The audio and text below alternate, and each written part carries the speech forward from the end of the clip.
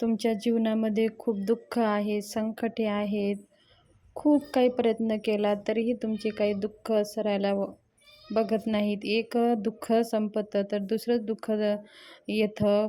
आपल्या जीवनामध्ये काही आपल्या मनासारखं घडत नाही. मुलांचं शिक्षणामध्ये अडथळे येतात. घरामध्ये व्यापारवृद्धीमध्ये अडथळे येतात, नोकरीमध्ये अडथळे येतात, घरामध्ये एकमेकाचं प्रेमाचं वातावरण नाही.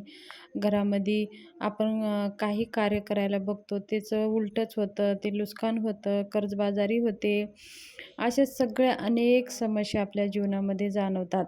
मग अशा वेळेस आपण खचून जातो, टेन्शन येतं, आपल्याला आजारपणा जुळतं, त्याचबरोबर डिप्रेशनमध्ये जातो. आपल्या प्रत्येक काहीच दुःखाचं डोंगर आल्यामुळे प्रत्येक आजारांनासुद्धा आपल्याला समोर जावं लागतं, संकटाला समोर जावं लागतं, मानसिक ताण घ्यावं लागतं. अशा वेळेस आपण काय करावं? दुसऱ्या आपल्या जवळच्या लोकांना जर काही आपलं दुःख सांगितलं, तर काही जवळचे असेल, आपल्या कोणी खूप काही प्रेमाचे असेल, तर आपल्याला मार्गदर्शन करतात, आपलं दुःख समजून घेतात आणि आपल्याला मदत करतात. आणि काही असे लोकं असतात, की आपलं दुःख रडून-रडून ऐकतात आणि हसून-हसून जाऊन दुसऱ्याशी शेअर करतात आणि अशा पण काही आपले जाणकार लोकं असतात.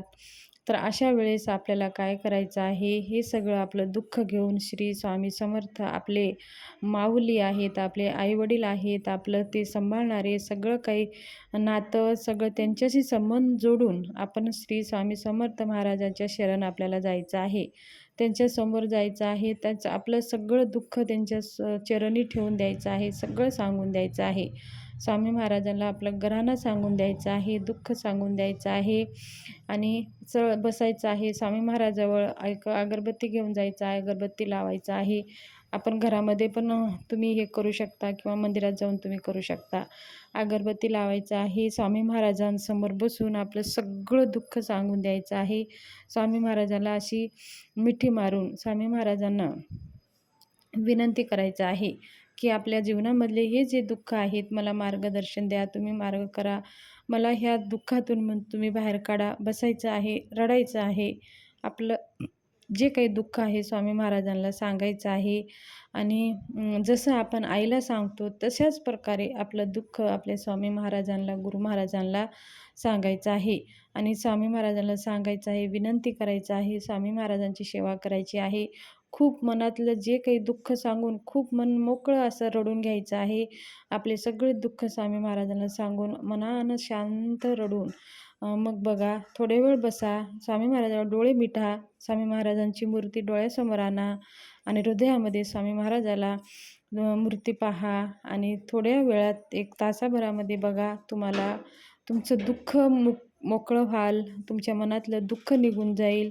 तुम्ही दुःखमुक्त व्हाल आणि तुम्हाला एकदम शांत वाटेल. असं वाटेल, की कोणीतरी तुम्हाला येऊन मदत करतंय, कोणीतरी तुम्हाला येऊन सांत्वना करतोय, की भिवू नकोस, मी तुझ्या पाठीशी आहे, असं आपल्याला महसूस होईल. फक्त स्वामी महाराजाला आपण आपल्या भावनेने, श्रद्धेने शरण जायचं आहे. स्वामी महाराज हे आपले दुःख ऐकून घेणारे आहेत आणि सुख देणारे आहेत. प्रत्येक दुःखामधून आपल्याला बाहेर काढणारे हे स्वामी समर्थ महाराज आहेत. हे तुम्ही करा. दुसऱ्यांना आजूबाजूला कितीही दुःख सांगितलं तरी ते दुःख आपलं कमी काही होणार नाहीत. कारण कोणी जरी आपलं दुःख हलकं करणार असेल, या दुःखातून आपल्याला जर कोणी बाहेर काढणार असेल, तर हे आहेत श्री स्वामी समर्थ महाराज. श्री स्वामी समर्थ महाराज हे प्रत्येक भक्तांचे माऊली आहेत, प्रत्येक भक्तांचे कैलवारे आहेत, प्रत्येक भक्तांचे ते आईबाप आहेत. म्हणून आपले दुःखाचं दुनियामध्ये जर आपल्याला ह्या दुःखाचं मार्ग भेटत नसेल, तर आपल्याला श्री स्वामी समर्थ महाराजांच्या शरण आपल्याला जायचं आहे आणि स्वामी महाराजांच्या शरणी जाऊन आपलं दुःखाचं सगळं डोंगर तिथं ठेवून द्यायचं आहे. तुम्ही हे करून पहा. जास्त जर दुःख आहे, संकटे आहे, आपल्याला काही समस्या असतात, कुणाला सांगावं अशी समस्या असतात, की दुसऱ्याला सांगावंसं वाटत नाही. अशा वेळेस आपण ते आतमध्येच आपण जास्त त्या दुःखाचं आतमध्ये ठेवत असतो आणि ते जास्त आपल्याला त्रास होत असतं. एखादी वेळेस आपण सगळं काही दुःख एकदा बाहेर काढून टाकलं का ते सगळं निघून जातं.